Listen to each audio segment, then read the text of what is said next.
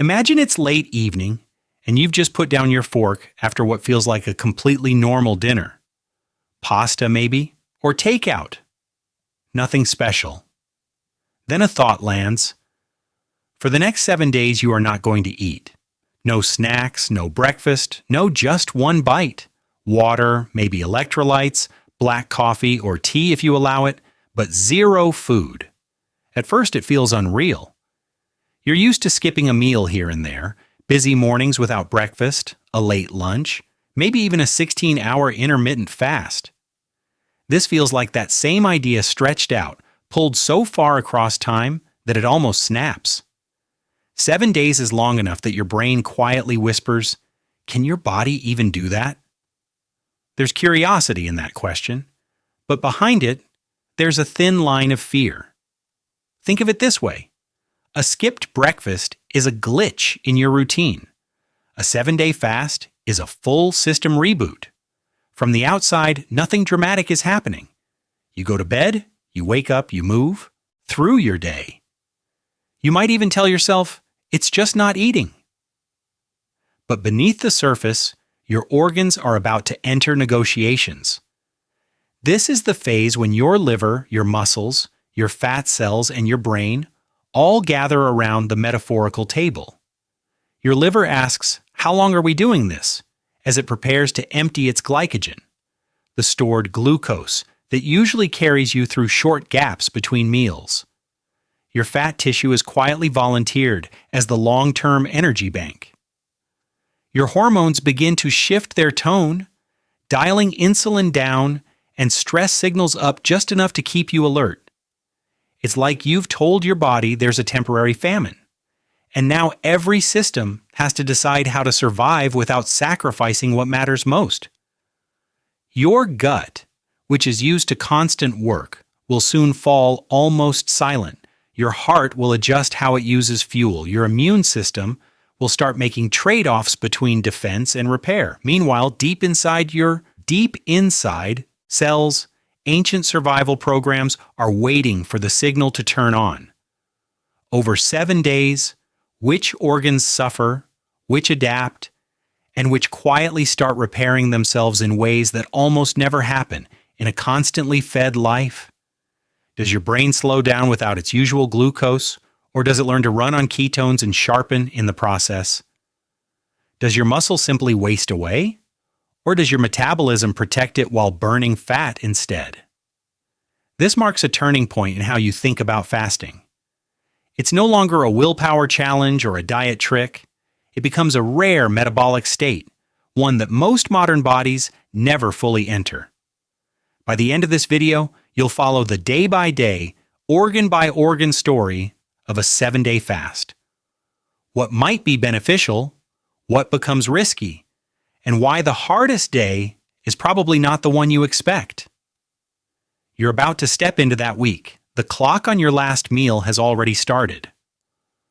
You're now stepping into a week where your body runs an ancient program most people never activate. To you, it feels like not eating. To your cells, it's a full-scale mode change. Think of it this way. A 7-day fast is not just stretching out hunger. It's like switching your entire metabolism onto an emergency operating system that humans evolved for long before grocery stores and snack breaks.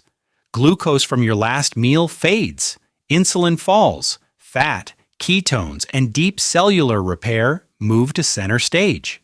This is the phase when your body stops asking, "When is the next meal?" and starts asking, "How do I survive the next week?" Imagine your organs as players in a survival orchestra.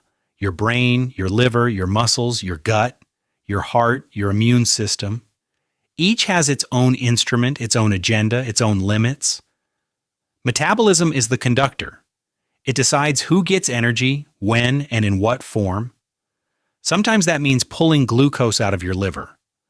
Sometimes it means flooding your blood with fatty acids and ketones. Sometimes it means quietly dismantling damaged cells for spare parts. Meanwhile, your brain is the demanding soloist. It usually insists on a constant drip of glucose. But as hours turn into days, the conductor starts handing it ketones instead. a fuel that can eventually cover more than half of your brain's energy needs.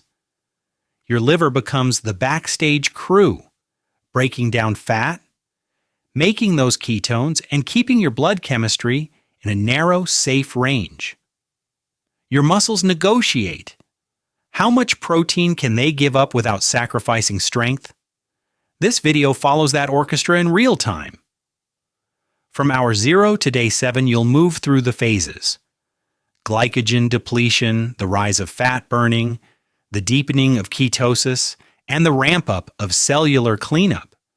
At each point, you'll zoom into a different organ and connect its biochemistry to what you would actually feel: headaches, clarity, cold hands, calm focus, or sudden waves of fatigue. You'll see how hormone shifts in insulin, cortisol, and growth hormone map onto those sensations. In fact, this is not a challenge to try at home. It's an explanation of what happens if you did.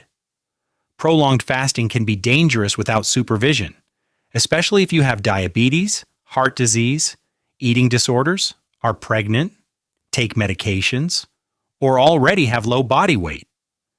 This breakdown is a map, not a prescription. Any real 7-day fast should be medically guided or not done at all. Here's the twist. During this week, some organs go almost silent. Your gut, for example, will quiet down, giving its lining time to repair. Others become more active than they are in normal life. Immune cleanup crews turn on, autophagy ramps up, and damaged cells are tagged for recycling. And the real danger point may not be day 5 or 6 without food, but the moment you start eating again, when a sudden rush of glucose, insulin, and electrolytes can shock the system. You're about to see which organ complains first, which one saves you, and why the riskiest moment of this entire experiment might be the bite that ends it. Hours for 12. Your body thinks you just skipped a meal. Imagine you finish your last meal of the day, push the plate away, and decide that's it, no more food for a week. It feels dramatic, but in the first few hours, your body barely flinches. To your metabolism, this is not yet a 7-day fast. It's just, see you at breakfast. Over the first 4 to 6 hours, the glucose from that last meal is still flowing. Your intestines are busy breaking down carbohydrates into simple sugars, absorbing amino acids from protein, and packaging fat into tiny droplets for later.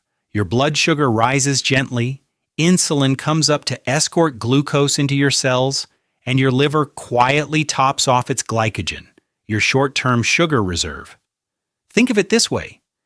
This is the phase when your body is filling the gas tank and the small backup can in the trunk. You feel normal, maybe even pleasantly, full, or a little sleepy. Your brain is spoiled for choice, pulling steady glucose from the bloodstream, with no hint yet that food is about to disappear for days.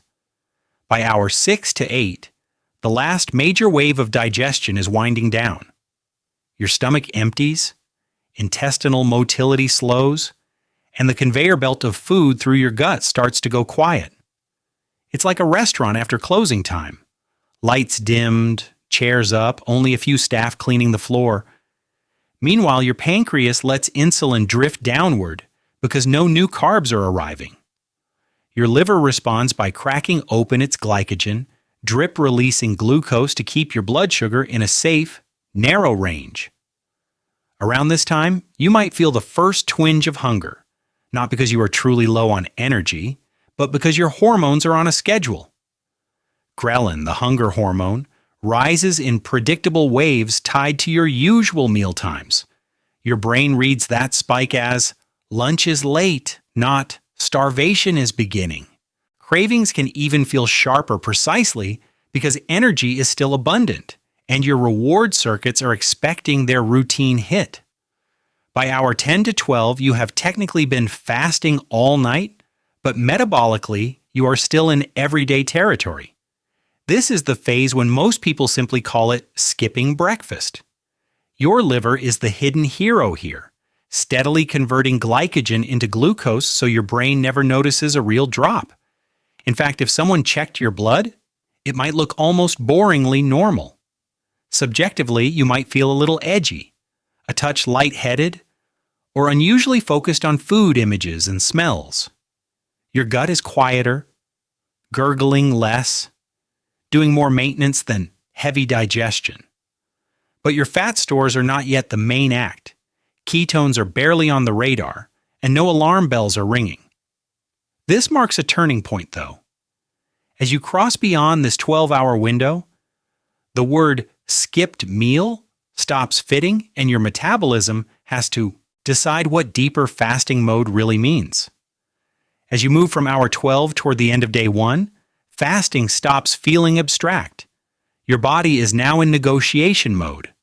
Beneath the quiet surface, the real fuel politics begin. By around 18 to 24 hours without food, your liver's main warehouse, its glycogen storage, is running low. Think of it this way. Those glycogen shelves were packed for short-term emergencies, not for a full-day blackout.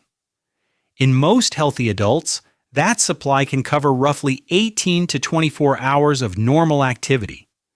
As it dwindles, your liver has to face a hard truth. It cannot keep your blood glucose stable with stored sugar alone. This is the phase when your liver steps fully into its role as fuel manager. Imagine a warehouse supervisor walking the aisles with a clipboard, checking what's left, deciding what to ship out and what to save. Your liver still drip feeds glucose into your bloodstream because your brain absolutely depends on it, but behind the scenes, it starts issuing new orders. Begin mobilizing fat. Prepare the backup systems. That backup is fat stored in your adipose tissue. Under the influence of falling insulin and rising glucagon, fat cells begin breaking down triglycerides into fatty acids and glycerol. The fatty acids head to your liver, where some are burned directly for energy, and some are transformed into ketones. It's like your metabolism is slowly switching from the main power grid to a generator. By the end of the first 24 hours, measurable ketones can already be detected in many people, even though they are not yet the dominant fuel. Meanwhile, your hormones are quietly shifting the rules of the game. Insulin continues to fall, removing the brakes on fat burning. Glucagon nudges the liver to make new glucose from amino acids and glycerol to protect your brain. There is also a subtle rise in stress hormones like cortisol and adrenaline. These do not mean your body is panicking. They are part of a controlled response that frees stored energy, keeps your blood pressure up, and maintains alertness. You might feel this cocktail of hormones as restlessness, a mild headache, or a strange mix of fatigue and wired energy. Focusing on complex tasks can feel harder for some people, while others notice a sharper, almost edgy clarity. In fact, that uneasy feeling of "I really want to eat now" is your brain reacting to the changing balance between glucose and emerging ketones. This marks a turning point.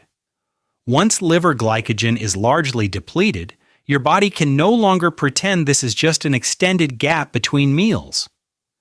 The script for your metabolism is being rewritten in real time. And as you cross beyond the 24-hour mark, those small traces of ketones and early hormonal shifts are about to deepen into a very different internal landscape, one where your brain starts running on a fuel it was never meant to rely on full time. Or was it?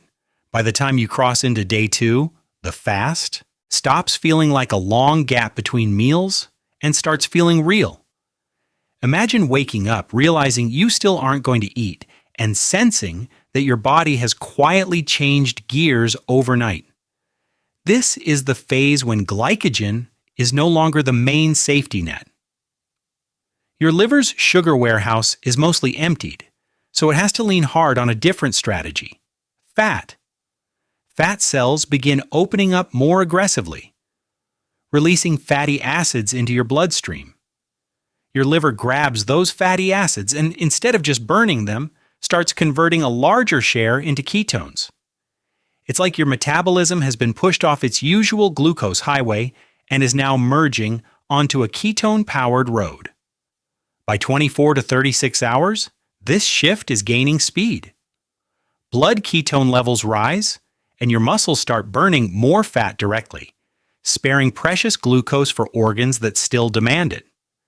Meanwhile, your hormones adjust to support this new priority. Insulin stays low, making it easier for fat to flow out of storage, while counter-regulatory hormones like glucagon and a touch of cortisol keep your blood glucose from crashing completely. Around 36 to 48 hours, your brain begins to adapt. At first, it was insisting on its usual constant drip of glucose. Now it starts to accept ketones as a legitimate fuel source. Think of it this way. Your brain is testing a new energy supplier cautiously at first, then with growing confidence as ketones prove they can deliver stable power. This doesn't eliminate the need for glucose, but it reduces the crisis feeling, easing some of the metabolic tension. Subjectively, though, day 2 can feel rough. Hunger often comes in stronger waves, especially at your usual meal times. You might feel fatigue, a dull headache, brain fog, or irritability. It's like your brain is throwing a small protest, reacting to the loss of that predictable rise in glucose and the comfort of routine. Your body is not out of fuel, your metabolism is just being forced to run in a way it rarely has to in modern life. Meanwhile, your gut is going quiet. Imagine your digestive tract as a huge factory that suddenly stops receiving shipments. Production lines power down. Stomach acid and digestive enzyme secretion drop. Intestinal motility slows, and bowel movements often become less frequent. You may feel an odd emptiness or a stillness in your abdomen, as if the usual background noise of digestion has been muted. This marks a turning point in how fasting feels. Get through this window, and for many people, hunger begins to fade rather than intensify. As your brain leans more confidently on ketones and your cells settle into this new rhythm, mental clarity can actually improve. It's the moment when a 7-day fast starts to diverge from the simple idea of starvation and becomes something more structured and adaptive. And as you move toward day 3, that alternative fuel system is about to take center stage. By the time you cross into day 3, your fast is no longer a short experiment. It's a full metabolic commitment. This is the phase when your body stops asking, "Where's the next meal?" and starts asking, "How do I make this new state sustainable?" Imagine your brain looking over its fuel ledger. By 48 to 72 hours, blood ketone levels are no longer just a backup trickle. They're a real pipeline. Ketones can now provide a large share of your brain's energy, sometimes 30 to 60% or more, which means less pressure to manufacture glucose at all costs. That shift matters. It's like your metabolism finally trusts fat as the main fuel instead of constantly raiding muscle to keep blood sugar up. Subjectively, day 3 can feel surprisingly mixed. You might wake up with waves of hunger that pulse in and out, but they're shorter and less panicky. Then out of nowhere, there can be a calm, almost light sensation as your brain leans into those ketones. Focus may sharpen for a few hours, then dip again if hydration or electrolytes are off. Your body is still negotiating, but the negotiation is less chaotic now. Meanwhile, your muscles are entering protection mode. Under normal dieting, your body often sacrifices lean tissue to free up amino acids for glucose. Prolonged fasting changes that playbook. Growth hormone levels can rise several-fold at this stage, sending a clear signal: preserve muscle, burn fat. Think of it this way. Growth hormone acts like a shield over your lean tissue, encouraging your body to tap fat stores for energy while keeping the structural proteins in your muscles and bones largely intact. Deep inside your cells, another process is accelerating: autophagy. This is your cellular cleanup system, and by 48 hours, it's likely running much higher than baseline. Old proteins, damaged mitochondria, and misfolded fragments get tagged, broken down, and recycled, It's like your cells are emptying the junk drawer to survive the shortage, but in doing that, they become leaner, more efficient, and potentially more resilient against future stress. Your immune system is not just waiting this out either. Some white blood cells that are old or less efficient may be selectively broken down during longer fasts, freeing up raw materials for new cells later. This marks a turning point. Instead of simple immune suppression, it behaves more like a controlled spring cleaning, trimming the worn-out defenders so fresher ones can eventually take their place when you refeed. All of these shifts together create a very particular day 3 feeling: quieter digestion, a lighter body, hunger that flares and fades, and flashes of mental clarity that hint at why some people use extended fasting therapeutically. But your body is not done adapting yet. As you move beyond 72 hours, the rules of conservation, repair, and survival tighten even further, and the next phase introduces changes that are both more powerful and more risky. This is where the story needs a pause. You've just crossed 72 hours in this imagined fast, and the biology is getting more dramatic. But before your brain runs ahead to, could I actually do 7 days? You need a hard reality check. Imagine hitting stop on the timeline for a moment and zooming out. A week-long fast is not just an extreme version of skipping meals. It's like putting your entire metabolism into a controlled emergency mode. Your body can handle that in some situations, but for many people, pushing this far without help is a real medical risk. Think of it this way. There is a big difference between a healthy person doing a 16-24-hour fast and someone with underlying disease going 7 days on water alone. If you have diabetes, especially if you use insulin or medications that lower glucose, prolonged fasting can send blood sugar crashing unpredictably. If you have a history of eating disorders, this level of restriction can reinforce dangerous patterns that go far beyond hormones and ketones. Certain heart and kidney conditions also turn a 7-day fast from challenging into unsafe. Your heart relies on precise electrolyte balance to keep its rhythm stable. Your kidneys help manage that balance. When you stop eating, you're not just cutting calories. You're cutting a major source of sodium, potassium, and magnesium. For someone with heart failure, arrhythmias, or impaired kidney function, that shift can trigger palpitations, fluid swings, or even dangerous rhythm disturbances. This is the phase when pregnancy and breastfeeding matter too. Growing a baby or producing milk already demands huge amounts of energy and micronutrients. Prolonged fasting here can deprive both your body and the baby of what they need, even if you feel fine at first. The same caution applies if you take blood pressure drugs, psychiatric medications, or diuretics. Those were all tested in fed conditions, not in a week-long fasted state. In fact, when extended, fasting is used therapeutically. It's usually under strict supervision. Some specialized clinics run water-only fasts for 7-10 days or longer, but patients are checked daily. Blood pressure is measured. Electrolytes are monitored in labs. Doctors and nurses watch for dizziness, fainting, chest discomfort, confusion, or unusual weakness. It's like putting your metabolism in a laboratory, not doing a solo experiment in your living room. Without that level of attention, risks climb quickly. Dehydration can creep in because your insulin is low, your kidneys are excreting more fluid, and plain thirst signals are not always reliable.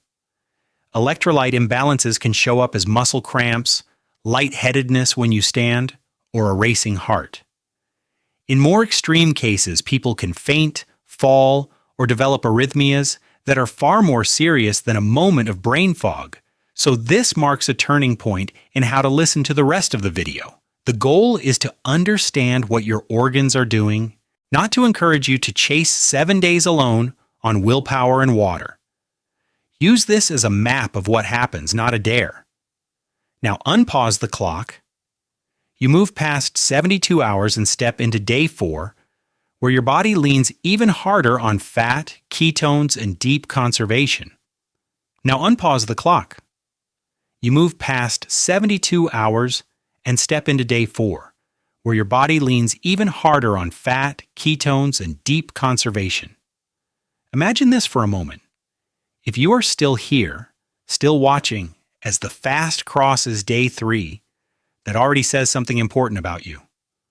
Most people click away when hunger is just an annoyance. You are staying to see what your organs do under pressure, how your brain, your liver, and your cells actually behave when the safety net of constant glucose is gone. Think of it this way. Your curiosity is acting like a lab light, shining into a state your body almost never reaches in modern life. If you want to keep exploring these rare modes, what happens to your metabolism when you do? Not sleep enough when you push intense exercise or when you stretch fasting beyond the usual intermittent window. This is the phase when subscribing actually makes sense. It is a way to keep following your own biology into the unusual corners, not just watch another quick hack about skipping breakfast. Your brain clearly wants more than surface-level tips. It wants to know what your hormones are doing when you feel wired at 2 a.m., why your heart rate jumps after an all-nighter, or how your gut reacts when you go from snacking all day to long gaps with nothing. In fact, these extreme states reveal how adaptable your body really is. Following along means you keep getting a map for those hidden adjustments instead of guessing. So here is a question to throw directly into the comments, because your experience matters as data.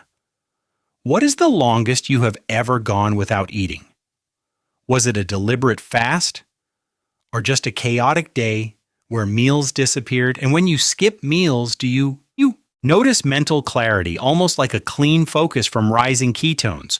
Or do you end up with headaches, dizziness, and brain fog? Your answer helps build a pattern that other people can recognize in themselves. Meanwhile, do not mistake this point in the timeline for the peak. It is not. The most counterintuitive stretch is still ahead.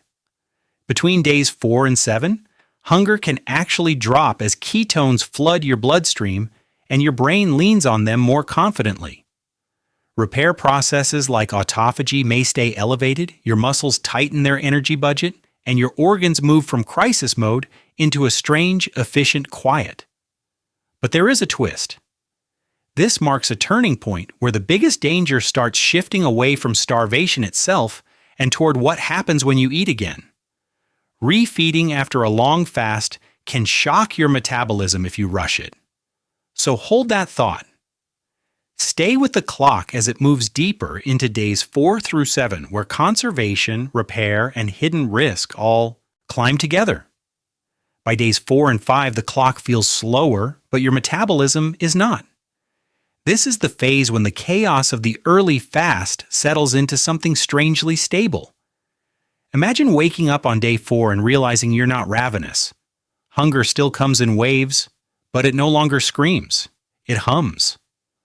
Under the surface, your body has committed. Glucose is now precious, reserved mainly for red blood cells and a few glucose-dependent tissues. Fat has taken center stage as the primary fuel, and ketones are no longer a backup plan. They dominate your bloodstream. Think of it this way. In the first couple of days, your metabolism was scrambling to rearrange the budget. By day 4, the new spreadsheet is locked in.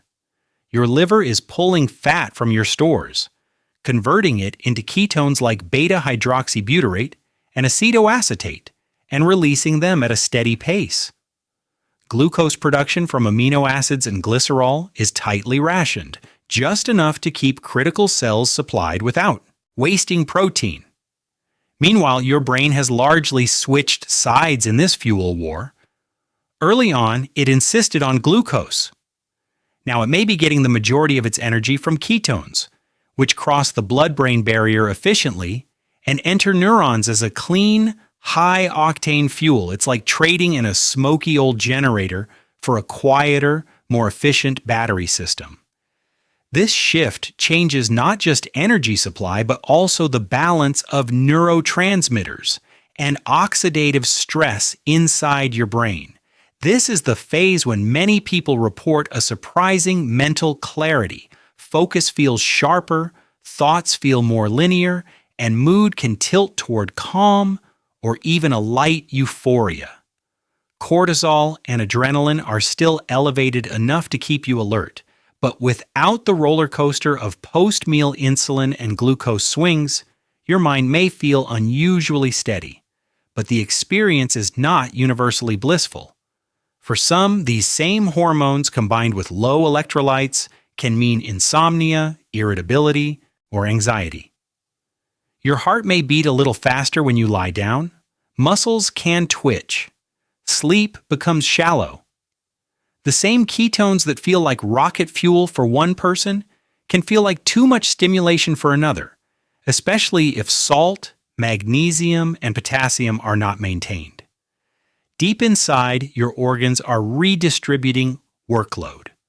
Your gut remains quiet, almost offline, its constant chore of digestion replaced by maintenance and repair.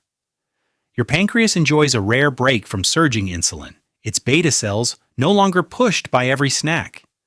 Your liver, though, is busier than ever, operating as a round-the-clock fat processing plant and ketone factory, while also managing detoxification and glucose trickle production. On the surface, you might feel oddly functional, walking, working, thinking. In fact, you might look almost normal, but at the cellular level, the tone is more ruthless.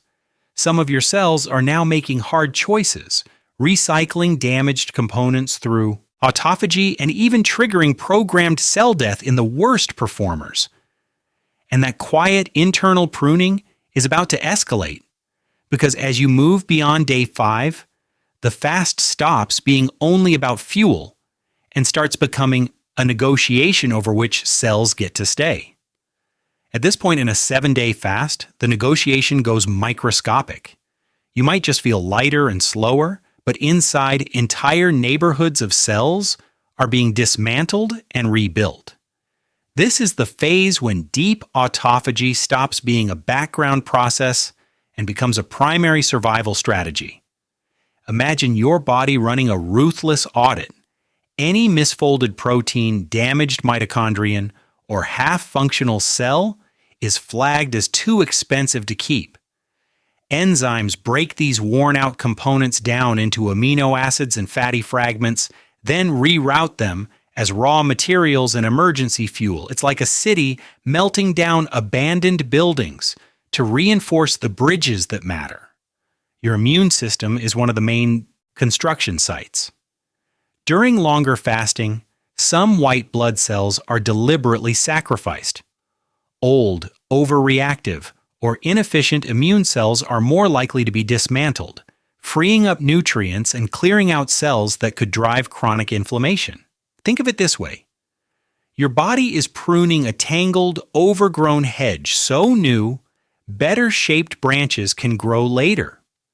Animal studies and early human research suggest that when you finally eat again, stem cells in your bone marrow are activated, helping regenerate fresh immune cells. In fact, this fast then refeed cycle is being studied alongside chemotherapy and autoimmune conditions because a temporarily thinned, then renewed immune system may respond differently to disease and treatment.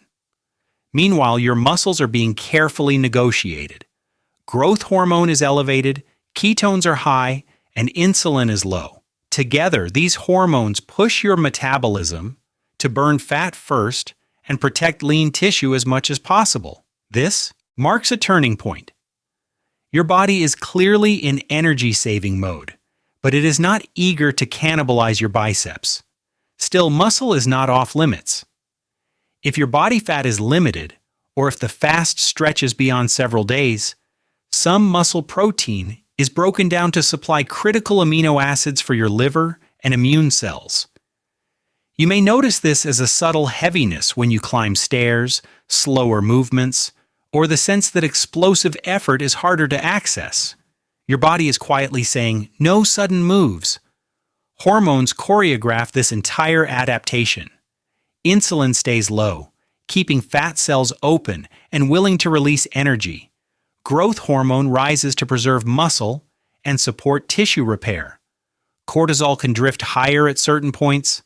mobilizing fuel but also making your sleep lighter and your stress response sharper. Paradoxically, when you eventually return to eating, many people see a temporary improvement in insulin sensitivity, as if your metabolism has rehearsed using glucose more efficiently. On the surface, you might feel less bloated, leaner in your midsection, and almost hollow in a clean way. At the same time, there can be weakness, a quieter voice in your brain, and a natural tendency to move slowly and conserve every motion. It's like your entire body has shifted into low power mode to protect the hardware while the internal software is being debugged. But this intense cellular triage cannot run forever. The longer you stay in this state, the more that balance between repair and erosion begins to tilt, and that's where the next phase of a 7-day fast becomes more precarious. By days 4 and 5, that low power mode has a new target, your heart. Your body is now protecting it aggressively, and at the same time, quietly putting it at risk. Imagine standing up from the couch on day 4 and feeling the room tilt for a second. Your vision narrows, your pulse flutters, then settles. This is the phase when your cardiovascular system has dialed everything down. Heart rate often drops, blood pressure can slide lower, and your body tightens blood vessels in your legs to keep blood flowing to your brain. It's like your circulation has been reprogrammed for survival efficiency instead of athletic performance. Think of it this way. Less food means less immediate energy, so your hormones nudge the heart to do more with less. Adrenaline pulses are usually smaller, insulin is low, and ketones are now a major fuel. In fact, some supervised multi-day fasts show short-term improvements in blood pressure, lower triglycerides, and reduced fasting glucose. For a brief window, your metabolism can look cleaner on paper, as if your cardiovascular system has gone through a quick tune-up. But that cleaner look hides a fragile balance. Meanwhile, something even more important than calories is shifting: electrolytes. Sodium, potassium, magnesium, and phosphate are the tiny charged minerals that let your heart cells fire in perfect rhythm. They set the electrical timing, help nerves send signals, and control how tightly your blood vessels squeeze. During prolonged fasting, insulin stays low. Your kidneys dump more sodium and water, and if you keep drinking a lot, you can dilute what's left. It's like slowly unplugging wires from a control panel. At first, nothing happens, until the wrong wire comes loose. Here's the pattern interrupt. Picture someone attempting a 7-day fast at home, alone. No plan, just water and willpower. By day 4, they've been chugging plain water, avoiding salt because it seems unhealthy.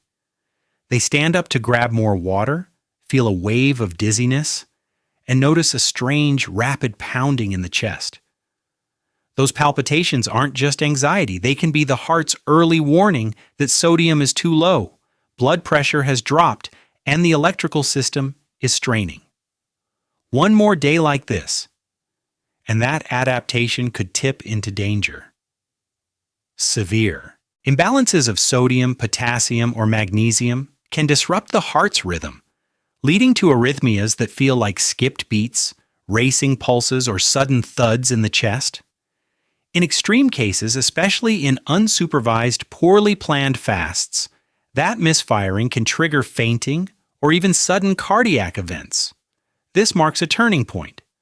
The same fast that briefly improves blood pressure and glucose can, if mishandled, threaten the very organ it seemed to protect. The longer you push past this stage, the more that hidden stability problem matters, and the more the next phase of a 7-day fast will depend on how safely you handle what goes back in, not just what you've taken out. By days 6 and 7, you're no longer just fasting. You're running a full survival simulation in real time. This is the phase when your energy hierarchy is under real strain. Fat is still the main fuel, but the easy fat, the softer, better perfused stores, is being used up, especially if you're already lean. Your body starts defending what's left with more precision. Think of it this way. Instead of burning through whole logs, your metabolism begins shaving off splinters, trying to extract energy without sacrificing critical structure like your organs and remaining muscle. Subjectively, movement may feel heavier. You might stand up more slowly, choose the chair instead of the stairs, or feel a chill in rooms that usually feel fine. That's not weakness alone, it's strategy. Your hormones quietly shift to enforce conservation. Thyroid output can dial down, nudging your metabolism lower. Reproductive hormones often fall further because supporting future life is now less important than protecting the life you already have. Your body is also increasingly protective of muscle. Growth hormone can still be elevated, helping preserve lean tissue. And your brain is pushing you to move less so those fibers aren't called into action unnecessarily. It's like your metabolism is wrapping your muscles in bubble wrap saying, these are expensive. Use only when absolutely necessary. In fact, if you're very lean, this protective stance becomes critical because the buffer of extra fat is much smaller. Meanwhile, your brain is riding a biochemical tightrope. Ketones may now provide the majority of its energy, which can feel like a strange mix of clarity and fragility.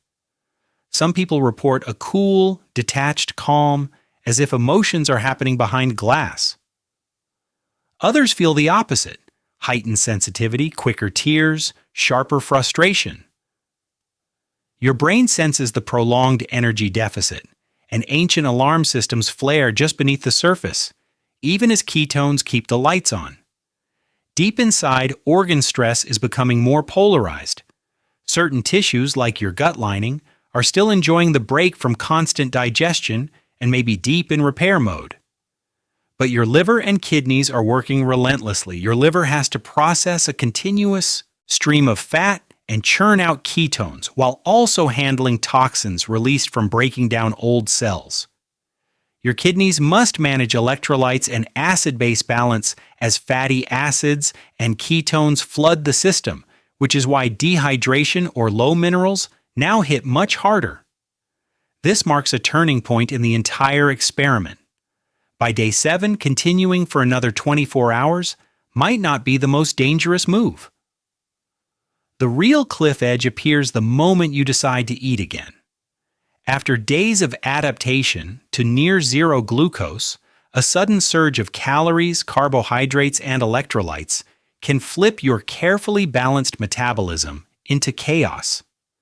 The question is no longer just, how long can you go without food? It's, what happens when you finally break the silence? The moment you take that first real bite, your 7-day fast doesn't end. In a way, it's just changing phase. After days of quiet, your metabolism is about to experience whiplash. Imagine your body has been running in low-power survival mode. Insulin has been low, glucose has been tightly controlled, and your cells have adapted to living off fat and ketones. Then suddenly, a plate of warm, carb-heavy food hits your stomach.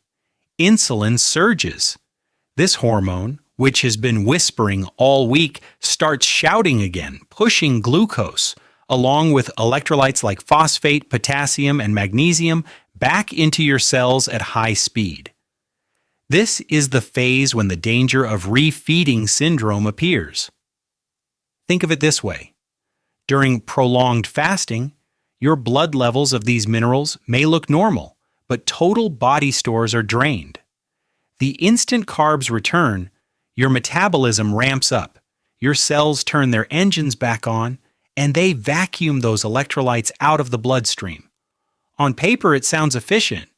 In reality, it can drop blood levels so low that your heart's electrical system misfires, your muscles weaken, and your brain feels foggy, anxious, or strangely disconnected. It's like flipping a breaker on an old electrical panel. The wiring, your cells, are eager for power, but the sudden load can trip the entire system. In fact, severe refeeding syndrome can cause dangerous arrhythmias, seizures, or respiratory failure, especially in people who are already underweight, ill, or mineral deficient before fasting ever began. Meanwhile, another shift is unfolding in the background: fluid and sodium. During fasting, insulin stays low, and your kidneys tend to dump sodium and water. You may feel lighter, less puffy. The moment insulin rises again, your body starts holding onto sodium and fluid, pulling water back into the circulation and into your tissues. For a healthy heart, this can mean temporary bloating, swollen ankles, or a pounding pulse. For a vulnerable heart, it can mean real strain, as blood volume suddenly expands and pressure inside your vessels climbs. Subjectively, the first bite can feel almost euphoric. Taste wakes up, your brain lights up with incoming glucose, and your mood may spike. But if refeeding is too aggressive, that high can be followed by a crash. Nausea, cramping, diarrhea, headache, or a heavy, uncomfortable fullness that feels way out of proportion to the meal you ate. This is why medically supervised fasts treat refeeding like a procedure, not a celebration.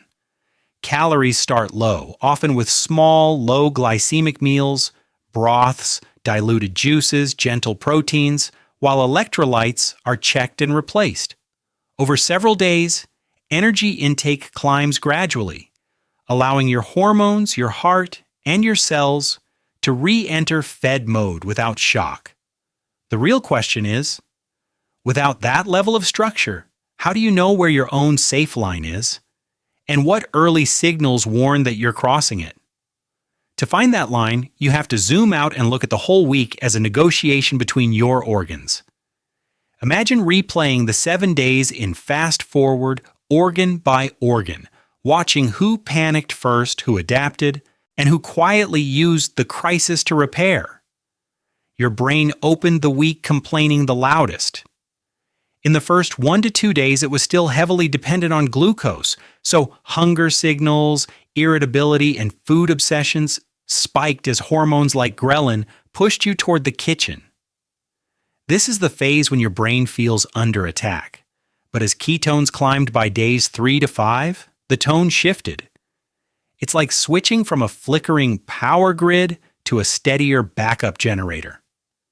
Many people report calmer mood, fewer cravings, and sharper focus because ketones provide stable energy and change neurotransmitter balance in your cells. Meanwhile, your liver and fat tissue were rewriting the entire script. Early on, your liver emptied its glycogen, acting as a glucose distributor to keep blood sugar stable.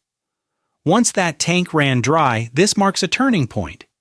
Your liver became a fat processing plant and ketone factory, pulling fatty acids from your bloodstream and turning them into usable fuel. Your fat cells, usually in storage mode in modern life, were forced into a rare, sustained release mode, day after day exporting fat instead of hoarding it. Think of it this way. Fasting turned on a metabolic setting your body still carries from a world where meals were unpredictable. Lower in your torso, the gut and pancreas took a metabolic sabbatical. With no food arriving, your stomach made less acid, your intestines secreted fewer enzymes, and the rhythmic contractions that push food along slowed down. Subjectively, that can feel like emptiness, lightness, or even mild nausea. For your pancreas, the silence was even deeper. Insulin output dropped and stayed low, giving your insulin receptors a prolonged break from constant stimulation. In fact, this extended pause is one reason prolonged fasting can temporarily improve insulin sensitivity when you finally eat. Your muscles, heart, and immune system were also renegotiating their roles. Growth hormone and rising ketones helped protect muscle, but not completely. Some amino acids were still pulled from muscle protein to feed critical cells. Your heart learned to lean on fatty acids and ketones while coping with lower insulin, lower sodium, and shifting electrolytes. Great if balanced, dangerous if those minerals crashed. Deep in your immune system, older or damaged immune cells were likely tagged and recycled through autophagy. setting the stage for fresher cells when nutrition returned. So the 7-day fast was never just your body eating itself, and it wasn't a magic detox switch either. It was a coordinated whole-body negotiation between survival, conservation, and repair. The real question now is how those same organs respond when food comes back, and whether you lock in the benefits or undo them in a single, chaotic refeed. Imagine pausing that whole negotiation and asking, was it actually worth it?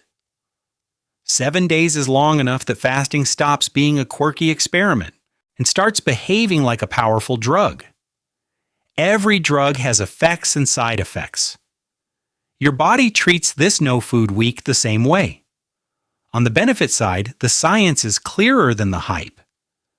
During a prolonged fast, insulin drops and stays low.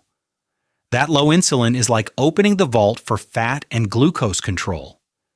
In fact, short clinical trials show improved insulin sensitivity and reduced fasting glucose for days to weeks after extended fasts, especially in people with obesity or prediabetes.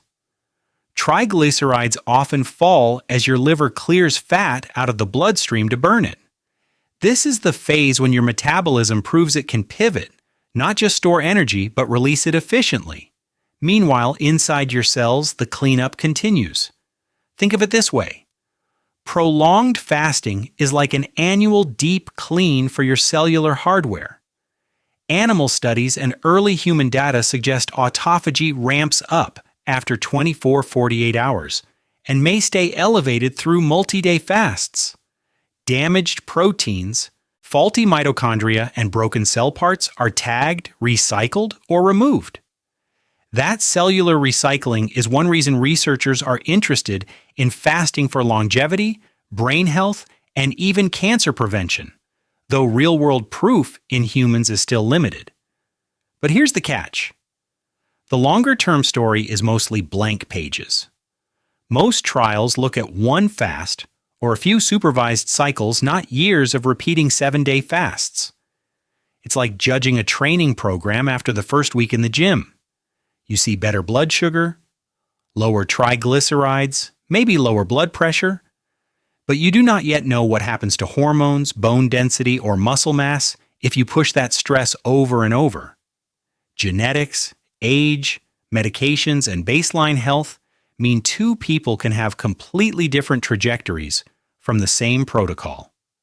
Under strict medical supervision, extended fasting has been used as a tool, especially for obesity, metabolic syndrome, or prediabetes. In structured programs, your electrolytes are monitored, your heart rhythm is checked, and refeeding is planned. Your body is not being biohacked for fun.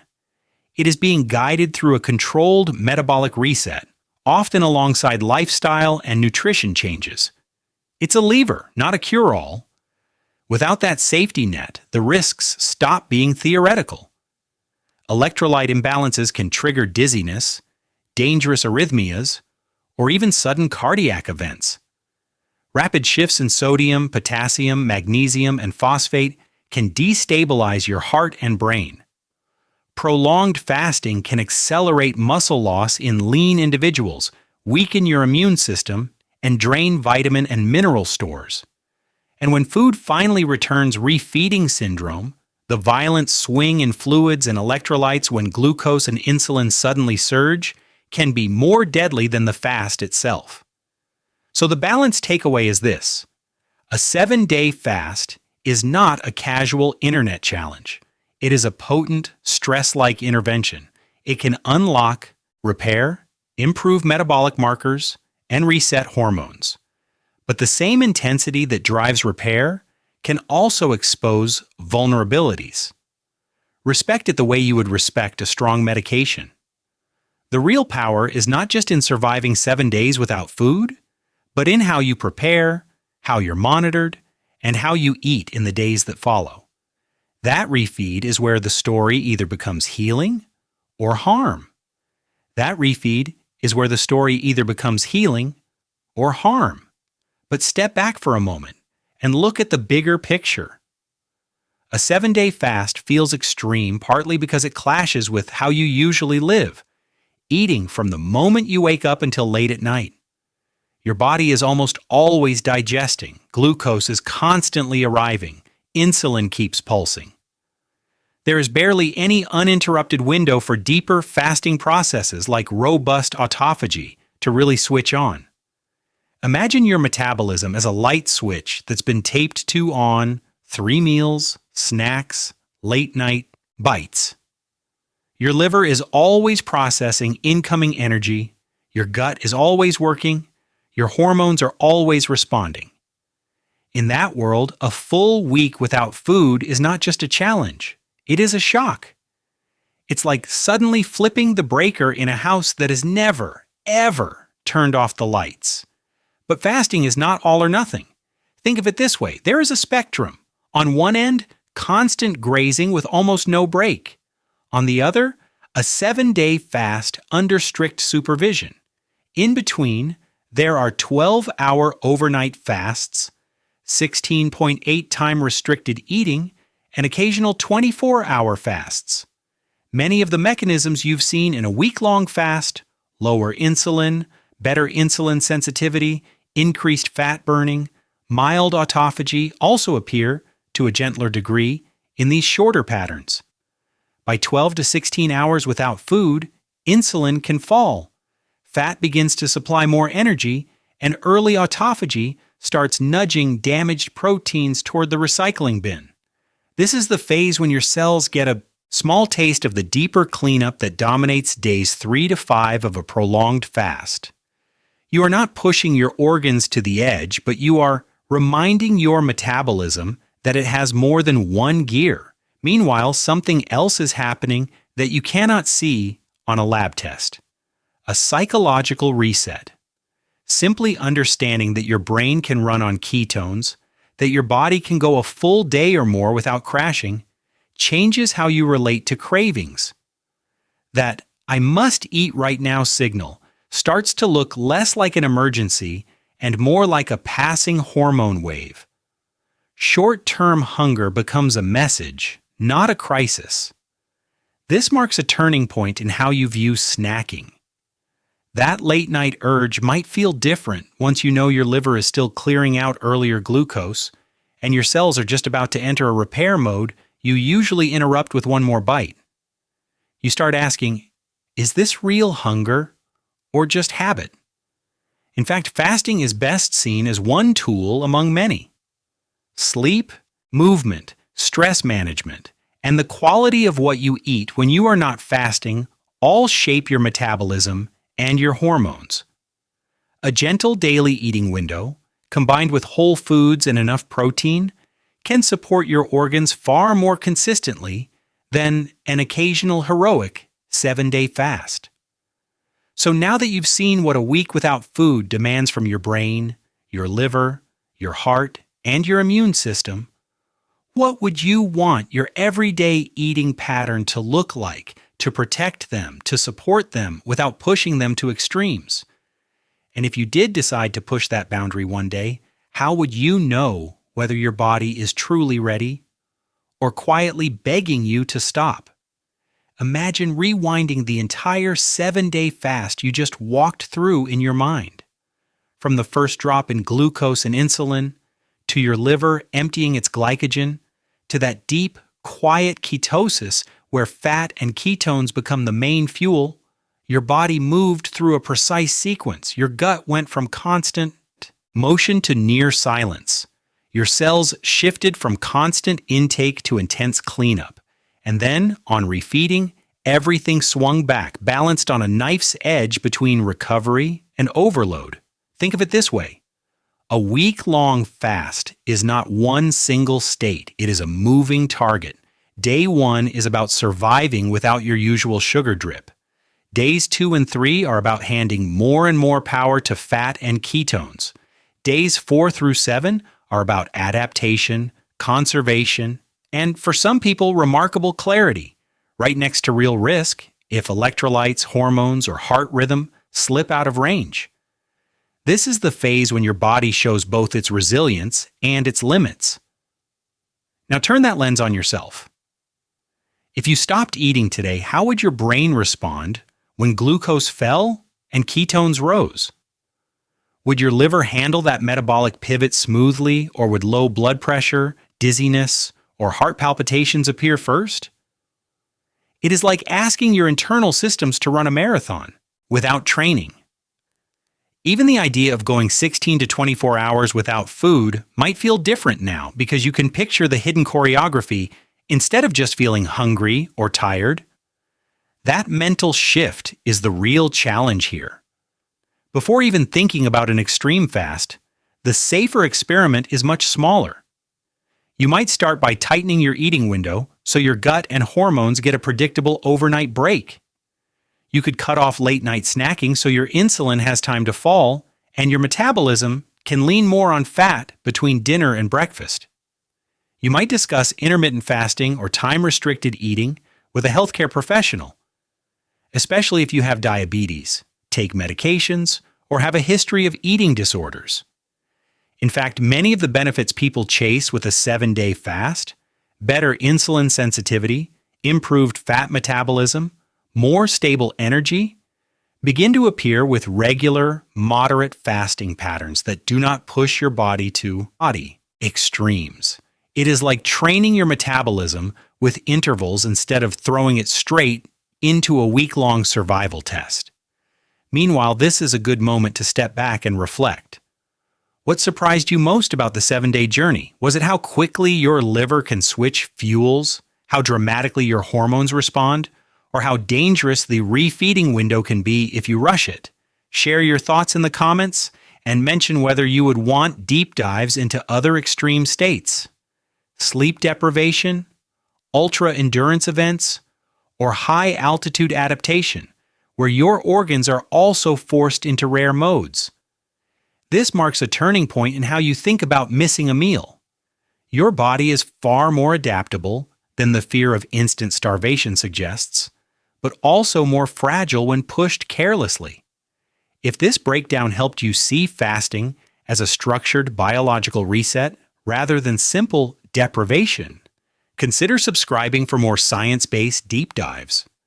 And share this video with someone who still believes skipping one meal will make you starve, so they can see what really happens inside when your body is asked to go without food, and why respecting that machinery matters even more than testing it.